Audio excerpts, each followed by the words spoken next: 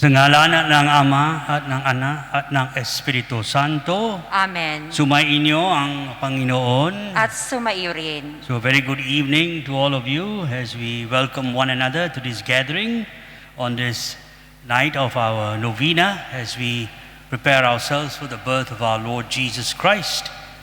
Together let us turn to the Lord in total faith as Mary today answered the angel, and that faith that is within her, and that respect, that knowing that God is there for her.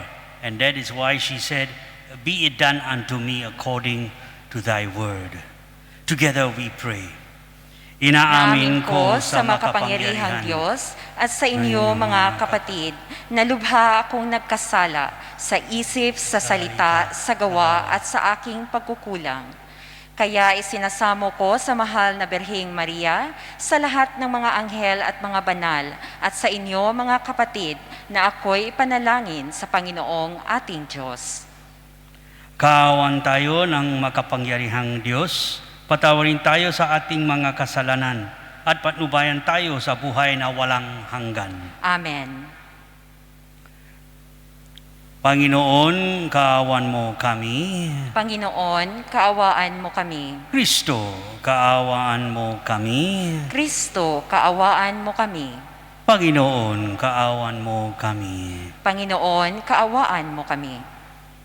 Papuri sa Diyos sa itaasan at sa lupa'y kapayapaan sa mga taong kinalulugdan niya. Pinupuri ka namin, dinarangal ka namin, sinasamba ka namin, ipinagbubunyi ka namin, pinasasalamatan ka namin, dahil sa dakila mong angking kapurihan, Panginoong Diyos, Hari ng langit, Diyos amang makapangyarihan sa lahat, Panginoong Hesukristo, bugtong na anak, Panginoong Diyos, Kordero ng Diyos, anak ng Ama, ikaw na nag-aalis ng mga kasalanan ng sanlibutan, maawa ka sa amin. Ikaw na nag-aalis ng mga kasalanan ng sanlibutan, tanggapin mo ang aming kahilingan. Ikaw na naluluklok sa kanan ng Ama, maawa ka sa amin. Sapagkat ikaw lamang ang banal, ikaw lamang ang Panginoon, ikaw lamang, O Hesukristo, ang kataas-taasan kasama ng Espiritu Santo sa kadakilaan ng Diyos Ama. Amen. Manalangin tayo. Ama naming makapangyarihan, kasihan mo kami ng iyong pagmamahal upang kaming makabatid sa pagbabalita ng anghel tungkol sa pagkakatawang tao ng anak mo ay makapakinabang sa kanyang pagpapakasakit at pagkamatay sa krus, sa pagsapit namin sa pagkabuhay niya sa langit, sa pamagitan niya kasama ng Espiritu Santo magpasawalang hanggan. Amen.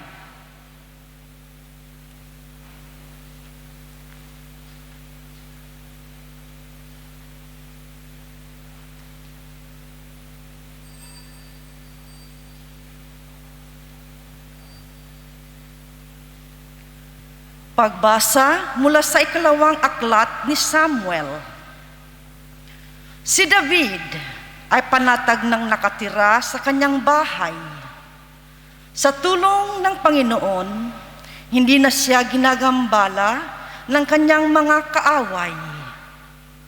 Tinawag niya si Nathan at sinabi, "Nakikita mong nakatira ako sa tahanang Sedro, ngunit ang kaban ng tipan ay sa solda lamang." Sumagot si Nathan, "Isagawa mo ang iyong iniisip, sapagkat ang Panginoon ay sumasa iyo." Ngunit nang gabing iyo'y sinabi ng Panginoon kay Nathan, "Ganito ang sabihin mo kay David, ipagtatayo mo ba ako ng tahanan? Inalis kita sa pagpapastol ng tupa upang gawing pinuno ng bayang Israel. Kasama mo ako saan mang dako, at lahat mong mga kaaway ay aking nilipol. Gagawin kong dakila ang iyong pangalan, tulad ng mga dakilang tao sa daigdig. Bibigyan ko ang Israel ng kanyang lupa at doon ko patitirahin. Wala nang gagambala sa kanila roon. Wala nang aalipin sa kanila. Tulad nung una, buhat nang maglagay ako ng hukom nila. Magiging payapa ka sapagkat wala nang gagambala sa iyo. Bukod dito, akong Panginoon ay nagsasabi sa iyo, patatatagin ko ang iyong sambahayan. Pagkamatay mo, isa sa iyong mga anak ang ipapalit ko sa iyo. Patatatagin ko ang kanyang kaharian. Kikilanlin ko siyang anak at ako na may magiging ama niya. Magiging matatag ang iyong sambahayan. Ang iyong kahari ay hindi mawawaglit sa aking paningin at mananatili ang iyong trono. Ang salita ng Diyos. Salamat sa Diyos. Salmong tugunan. Pag-ibig mong walang maliw ay lagi kong sasambitin. Pag-ibig mong walang maliw ay lagi kong sasambitin. Pag-ibig mo poon na di nagmamaliw, ang sa tuwina't tuwinay aking aawitin. Ang katapatan mo'y laging sasambitin. Yaong pag-ibig mo'y walang katapusan. Sintatag ng langit ang iyong katapatan. Pag-ibig mong walang maliw ay lagi kong sasambitin. Sabi mo, poon, ikaw ay may tipan na iyong ginagawa kay David mong hirang. At ito ang iyong pangakong iniwan. Isa sa lahi mo'y laging magahari. Ang kaharian mo ay mamamalagi. Pag-ibig mong walang maliw ay lagi kong sasambitin. Ako'y tatawaging Ama niya't Diyos, tagapagsanggalang niya't manunubos. Ang aking pangako sa Kanya'y iiral, at mananatili sa Kanya ang tipan. Pag-ibig mong walang maliw ay lagi kong sasambitin. Pagbasa mula sa sulat ni Apostol San Pablo sa mga taga-Roma.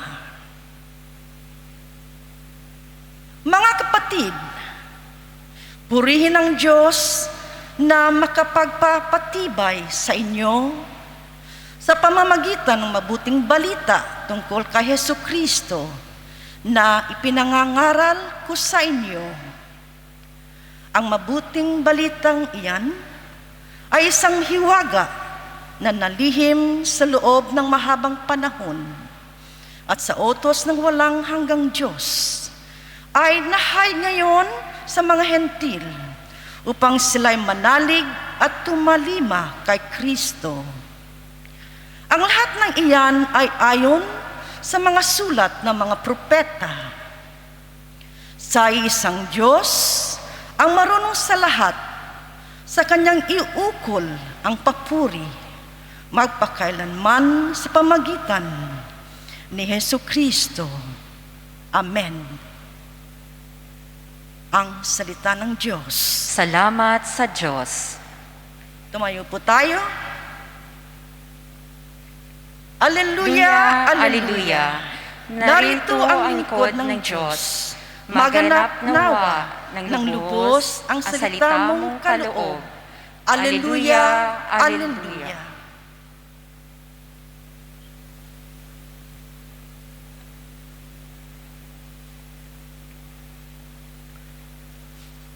Sumainyo ang Panginoon. At sumaiyo rin. Ang mabuting balita ng Panginoon ayon kay San Lucas. Papuri sa iyo, Panginoon.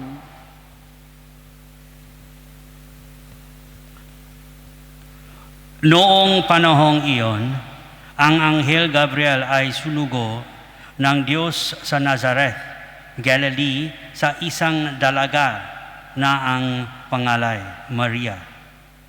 Siya ay natakdang ikasal kay Jose, isang lalaki buhat sa lipi ni Haring David. Paglapit ng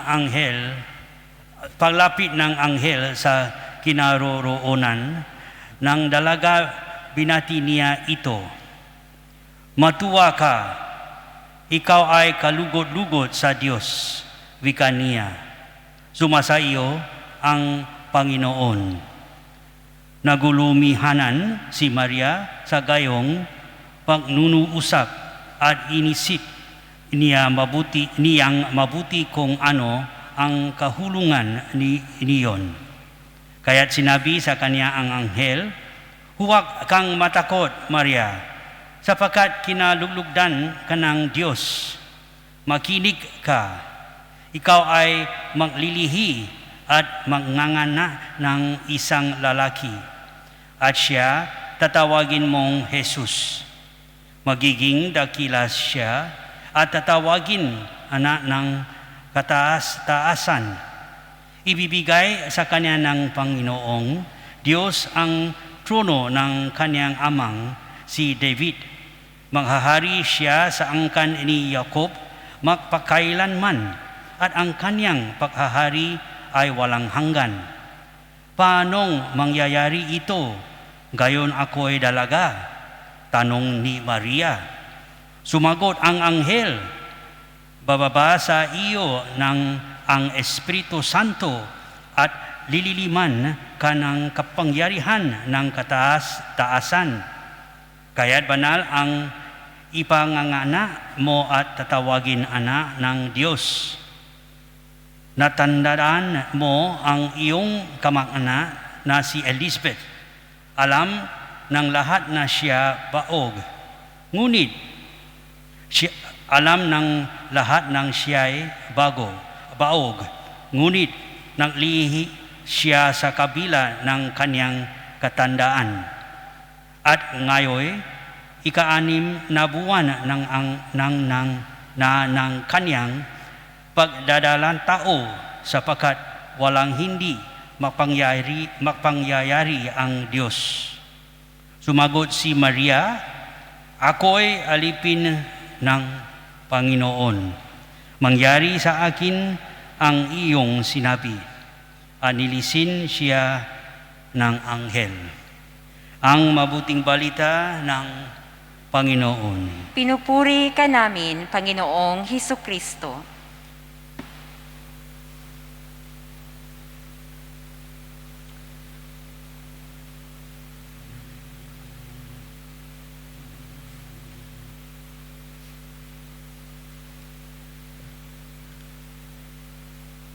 We all have the gift of imagination and also a memory which God has given us.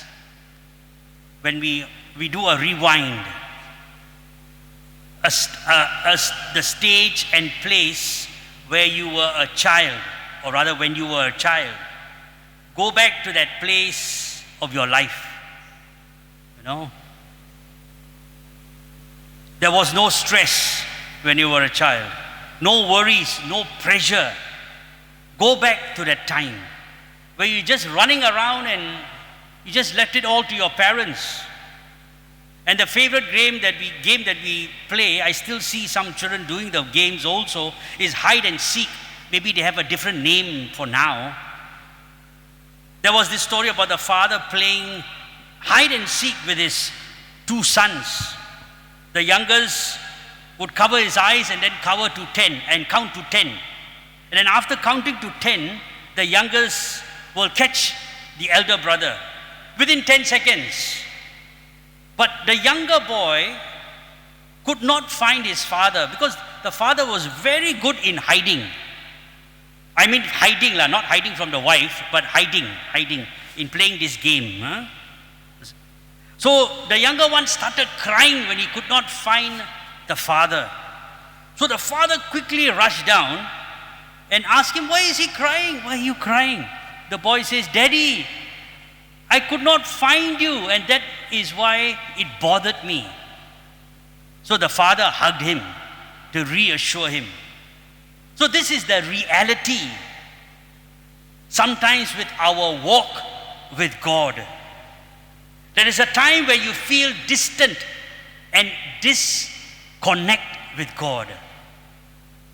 You are messed up, and then you say, how did I get into this position? See, in the book of Job, in the Old Testament, Job goes through the trials of life. And towards the end of the chapters, in chapter 23 forward, he says, oh, how I wish I can find God. I just want to feel God. I want to talk to God. I want to hear God. So the question is not about the reality of God, but your intimacy with God. If you are distant from God, guess who moved? God did not move. God is always very close to you. You have moved. That is why they're distant. So there are things in life that make us disconnect with God. One of the most important is, or rather most negative importance is the television. The television. You cannot get the reception. Something is wrong. Within 10 minutes or 15 minutes, you will call the technician. The technician comes and checks it out. I am using this story about the television to help you to understand our connection with God. So a technician comes and he says, and he looks at the back of your television and he says, you have so many wires connected to your TV. Video, all these kinds of wires, new kinds of video sets you take from other countries so that you can get 100 channels. So all the wires are there if you turn back and look back at your television. So the technician says, you got too much going on. So you got too much going on in the busyness of your life that you disconnect with God. You got too many cables and you are done.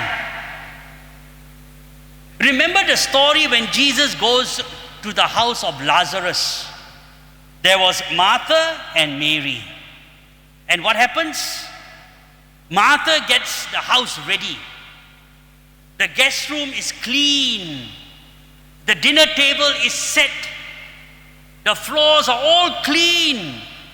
The food is boiling and ready. The sinigang is there. Pork lah. That's my favorite. So everything is ready. And as she does everything, she sees Mary sitting down quietly at the feet of Jesus, and she gets angry. Her temper goes sky high. And Jesus says, Mary is doing the right thing. Because you got too much going on, Martha. You are busy with too many things. Why do you burden yourself with busyness? Because it will always prevent you from being closer to God. Again, the technician comes in. And then he says, there's another problem, with your television. Your cable plug is not connected to the source. So how do you expect to get a calling from God when you are not connected? When you are not connected. So that calling from God, that connection speaks about our prayer life. There's a survey they did many years ago, now I do not know, but many Christians only pray 15 minutes a day. So how can we get closer to God when we don't have the dedicated time with God? So you need to plug to God. Your poor prayer life is because there is no connection. Look at the temptation of Jesus in the desert for 40 days. With the power of prayer, he conquered. So in prayer, we need to conquer our demons. We need to conquer our hurts and our temptations. We need to face God, face to face. That is why today when you listen to the readings, in that prayer of hers, in that faith of hers, we do not know the whole life of Mary, but we know that she received this vision today, and her faith from within her says, "Behold, I am the handmaid of the Lord." So she listened to the word of the angel, and the answer was, "Behold." A few days ago, we see Zechariah questioning the greatness of God, and he was punished. And Mary listened. Her questions was true, and that is why she said, "Behold." So listen. Listen to Jesus in this topsy-turvy world. Listen to Jesus in the busyness of your life. Listen to Jesus who says to each and every one of us, as he said it to Zechariah and he said it to Mary, "Do not be afraid." Listen to him in that quietness of your prayer life. So get connected with Jesus. Listen to him. And your words will be like Mary. "Let it be done unto me according to thy word."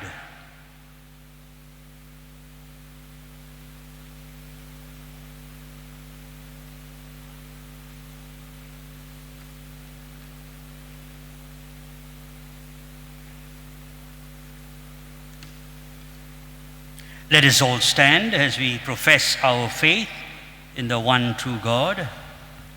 Sumasampalataya ako sa Diyos, amang makapangyarihan sa lahat, na may gawa ng langit at lupa. Sumasampalataya ako kay Hesukristo, iisang anak ng Diyos, Panginoon nating lahat. Nagkatawang tao siya, lalang ng Espiritu Santo, ipinanganak ni Santa Mariang Berhen, pinagpakasakit ni Poncio Pilato, ipinako sa krus, namatay, inilibing, nanaog sa kinaroroonan ng mga yumao, nang may ikatlong araw na buhay na mag-uli, umakyat sa langit, naluluklok sa kanan ng Diyos amang makapangyarihan sa lahat. Doon nagmumulang paririto at huhukom sa nangabubuhay at nangamatay na tao. Sumasampalataya naman ako sa Diyos Espiritu Santo, sa banal na simbahang katolika, sa kasamahan ng mga banal, sa kapatawaran ng mga kasalanan, sa pagkabuhay na muli ng nangamatay na tao, at sa buhay na walang hanggan. Amen. Manalangin tayo sa Ama upang tulad ni Maria, maging bukas at handa ang ating mga puso at isipan sa mga nais at kalooban niya sa ating pamumuhay. Sa bawat panalangin ating itutungo, Panginoon, dinggin mo kami. Panginoon, dinggin mo kami. Katulad ng Birheng Maria, maging bukas nawa sa pagdaloy ng banal na Espiritu ang Santo Papa, mga obispo, mga pari at diakono, upang magampanan nila ang kanilang tungkuling na aayon sa kagustuhan ng Diyos. Manalangin tayo. Panginoon, dinggin mo kami.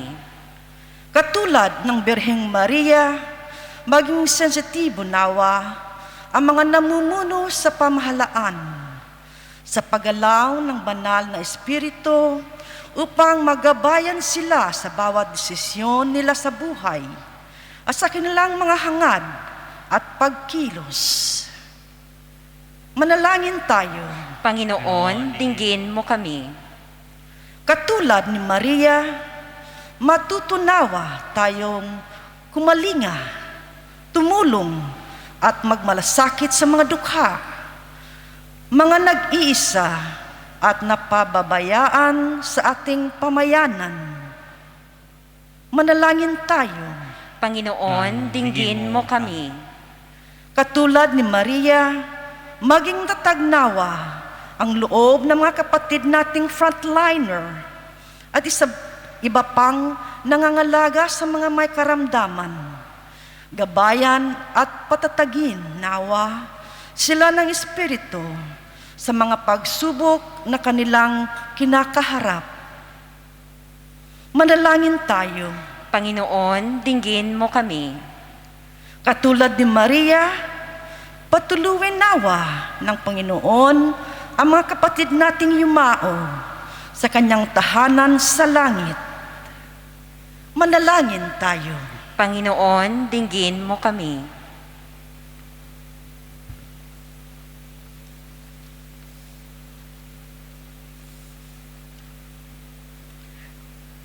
Digin mo ang aming mga panalangin, O Diyos Ama, tulad ni Maria, dulutan mo ng galak ang aming mga puso upang matanggap namin ang ganap ang iyong dakilang anak na siyang naghahari kasama mo at ng Espiritu Santo magpasawalang hanggan.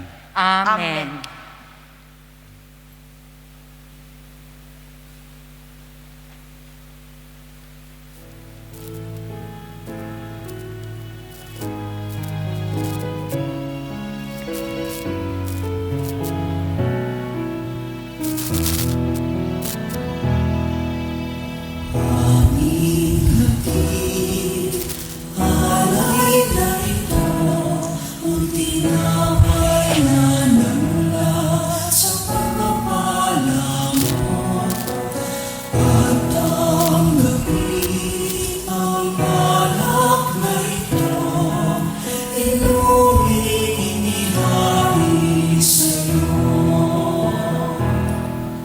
Mahal naming Diyos, inyong tanggapin ang munting alay mula sa amin.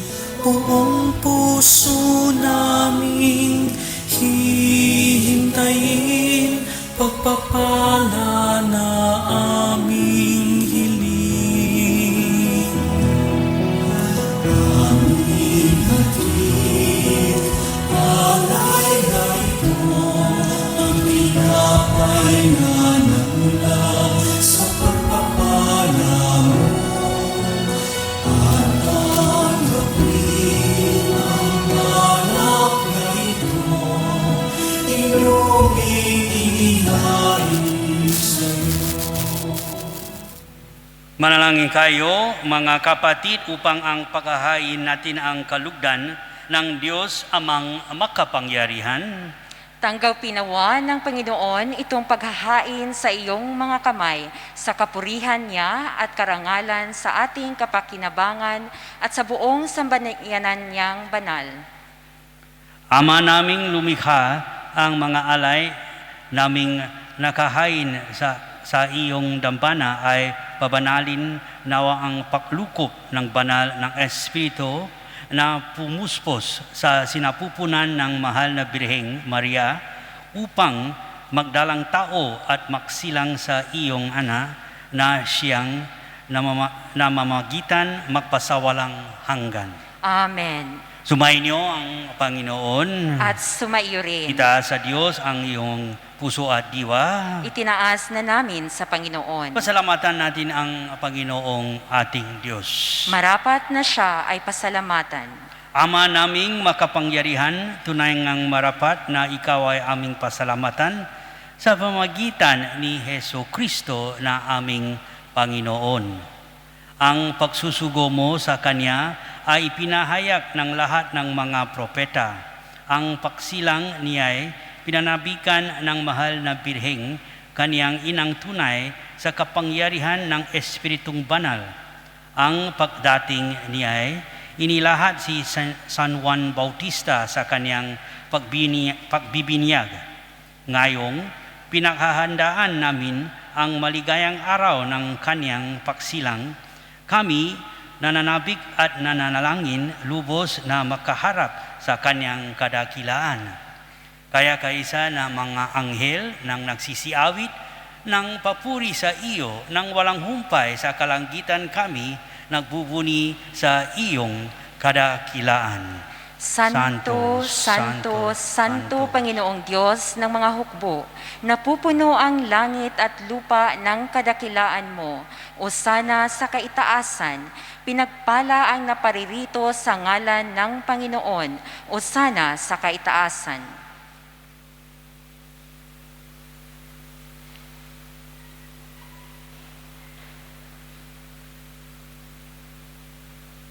Ama naming banal, ikaw ang bukal ng tanang kabanalan. Kaya't sa pamagitan na iyong Espiritu gawin mong banal ang mga kaloob na ito, upang para sa amin maging katawan at dugo ng aming Panginoong Heso Kristo. Bago niya pinagtiisang kusang loob na maging handog, hinawakan niya ang tinapay, pinasalamatan kaniya, pinaghati-hati niya iyon, iniabot sa kanya mga alagad at sinabi, tanggapin ninyong lahat ito at kanin. Ito ang aking katawan na ihahandog para sa inyo.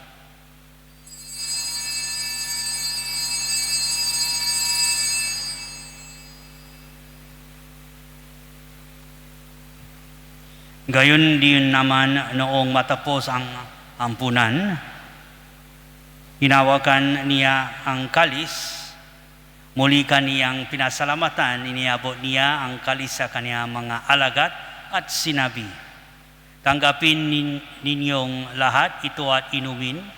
Ito ang kalis ng aking dugo, ng bago at walang hanggan tipan, ang aking dugo na ibubuhos para sa inyo at para sa lahat, sa ikapagpapatawad ng mga kasalanan.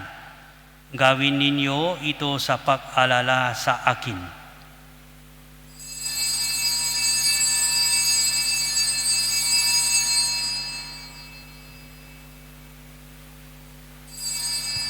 Ipagbuni natin ang misteryo ng pananampalataya. Si Kristo'y namatay, si Kristo'y nabuhay, si Kristo'y babalik sa wakas ng panahon. Ama, ginagawa namin ngayon ang pag-alala sa pagkamatay at muling pagkabuhay na iyong anak. Kaya't iniali namin sa iyo ang tinapay ng nabibigay buhay at ang kalis na nakakaloob ng kaligtasan. Kami nakapapasalamat dahil kami iyong minarapat na tumayo sa harap mo para maklikot sa iyo. Isinasamo namin kami makasalo-salo sa katawan at dugo ni Kristo ay mabuklod sa pagkakaisa sa pamagitan ng Espiritu Santo. Ama, linggapin mo ang iyong simbahang laganap sa buong daigdig. Puspusin mo kami sa pag-ibig kaysa ni Francis na aming Papa at ni William na aming Obispo at ng Tanang Kaparian. Alalahanin mo ring ang mga kapatid naming nahimlay nang may paasang sila'y muling nabubuhay, gayon din ang lahat ng mga pumanaw. Kaawaan mo sila at patuloyin sa iyong kalinawagan. Kaawan mo at pagindapatin kami lahat na makasalo sa iyong buhay na walang wakas. Kaysa na mahal ng Birheng Maria na ina ng Diyos, kaysa na mga apostol at ng lahat ng mga banal na namuhay dito sa daigdig ng kalugod-lugod sa iyo. May pagdiwang nawa namin ang pagpupuri sa ikararangal mo sa pamagitan na iyong anak na aming Panginoong Heso Kristo.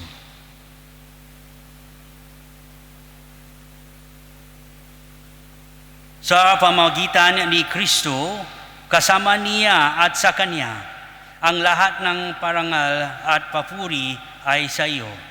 Diyos amang makapangyarihan, kasama ng Espiritu Santo, magpasawalang hanggan. Amen.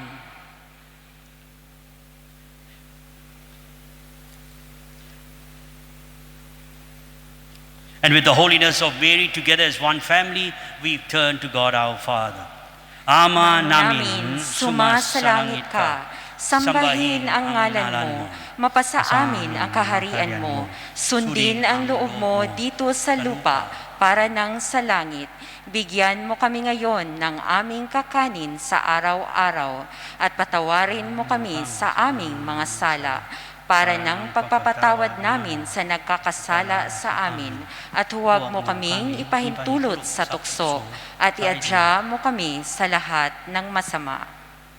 Hinihiling namin kami iadya sa lahat ng masama, pakalooban ng kapayapaan araw-araw, iligtas sa kasalanan at ilayo sa lahat ng kapahamakan, samantalang aming pinananapikan ang dakilang araw ng pagpapahayag ng tagapaglitas naming si Jesu Kristo. Sapagkat iyo ang kaharian at ang kapangyarihan at ang kapurihan magpakailanman. Amen. Panginoong Jesu Kristo, sinabi mo sa iyong mga apostol, kapayapaan ang iniiwan ko sa inyo. Ang akin kapayapaan ang ibinibigay ko sa inyo. Tunghayan mo ang aming pananampalataya at huwag ang aming mga pagkakasala. Pakalooban mo kami ng kapayapaan at pagkakaisa ayon sa iyong kalooban, kasama ng Espiritu Santo, magpasawalang hanggan. Amen. Ang kapayapaan ng Panginoon ang laging sumainyo. At sumaiyo rin. Magbigayan kayo ng kapayapaan sa isa't isa. Peace be with you.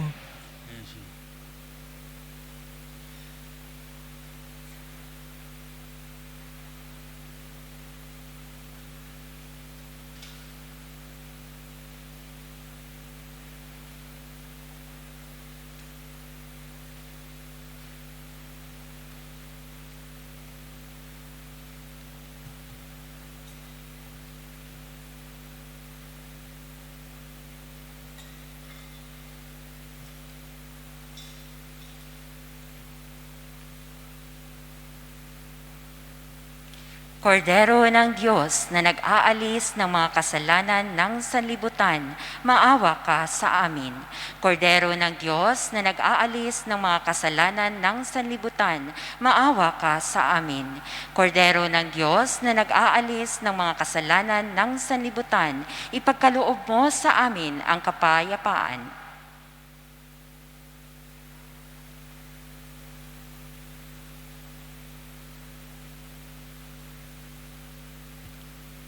Ito ang kordero ng Diyos. Ito ang nag-aalis ng mga kasalanan ng sanlibutan. Mapalad ang mga inaanyayahan sa kaniyang piging.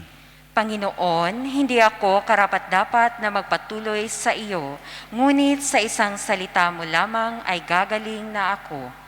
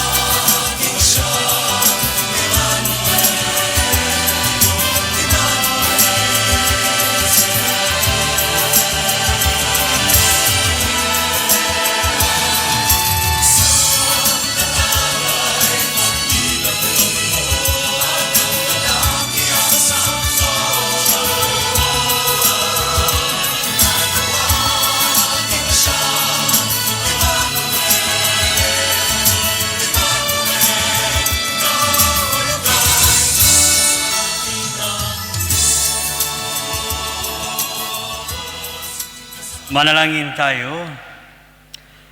Ama naming mapagmahal, amin ang pinagsaluhan, ang pigin ang nabibigay buhay habang papalapit ang dakilang kapistahan ng Pasko.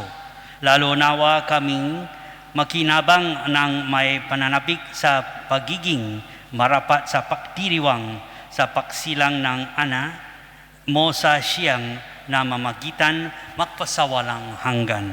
Amen. Sumayin niyo ang Panginoon. At sumaiyo rin. Masiyuko kayong lahat at hingin ang pagpapala ng Diyos. Ama naming mapagpala, pagpalain mo ng iyong mga kalubuhat sa langit ang iyong sabayanan at pamamalanggiin mong sumusunod sa iyong kalooban sa pamamagitan ni Hesu Kristo kasama ng Espiritu Santo magpasawalang hanggan. Amen. Pagpalain kayo ng makapangyarihan Diyos, Ama at Anak at Espiritu Santo. Amen. Tapos na ang banal na misa, umayo kayong mapayapa. Salamat sa Diyos. Tomorrow's Mass is, what time? 8 o'clock. 8 o'clock. 8 o'clock. 8 o'clock. 8 p.m. Huh?